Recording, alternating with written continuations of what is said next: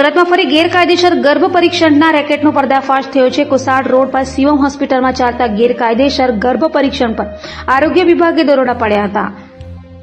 સુરતના અમરોલી વિસ્તારમાં ગેરકાયદેસર ગર્ભ પરીક્ષણ રેકેટનો પર્દાફાશ કર્યો છે, જેમાં કોસાડ રોડ પર આવેલી શિવમ હોસ્પિટલમાં ગેરકાયદેસર ગર્ભ પરીક્ષણ ચાલતું હોવાની માહિતી મળતા સુરત જિલ્લા આરોગ્ય અધિકારીની ટીમ દ્વારા છટકું ગોઠવવામાં આવ્યું હતું અને રૂપિયા લઈ ગર્ભ પરીક્ષણ હોવાનું બહાર આવ્યા બાદ તબીબ હિતેશ જોશીની ધરપકડ કરવામાં આવી હતી।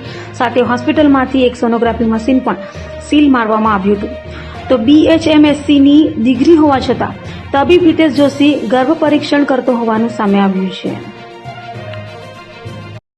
હું doctor Anil Patel, district appropriate authority cum chief district health officer Surat. Shivam hospital અને ICU હોસ્પિટલ જે અમરોલી વિસ્તારમાં આવેલી છે, એમના વિરુદ્ધમાં એક સામાજિક કાર્યકર્તા અને જાગૃત નાગરિકે ફરિયાદ કરી હતી।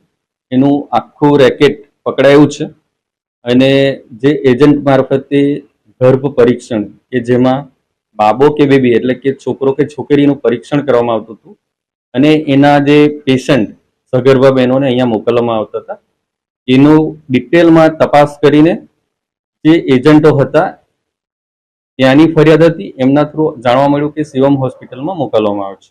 તો અત્યારે અમે આ એકદમ સાચી અને સચોટ માહિતી છે, એટલા માટે આજે PCPNDT એક્ટ ગર્ભ પરીક્ષણ ન કરી શકે એ કાયદાનો ભંગ કરેલો હોવાથી આજે સોનોગ્રાફી મશીન છે જે અમારા PCPNDT એક્ટ હેઠળ રજીસ્ટ્રેશન પણ છે, તો કાયદાનો ભંગ કર્યો હોવાથી એને મશીન સીલ કરીને એની કાર્યવાહી કરી રહ્યા છે। ડોક્ટર હિતેશ જોશી જે એના મેડિકલ ડાયરેક્ટર છે અને હોમિયોપેથિક ડોક્ટર છે, એટલે ડિટેલમાં એની અમે તપાસ કરી રહ્યા છે કે એમના દ્વારા સોનોગ્રાફી કરવામાં આવી રહી છે કે અન્ય કોઈ ડોક્ટર દ્વારા, એ બધી તપાસ અત્યારે ચાલુ છે।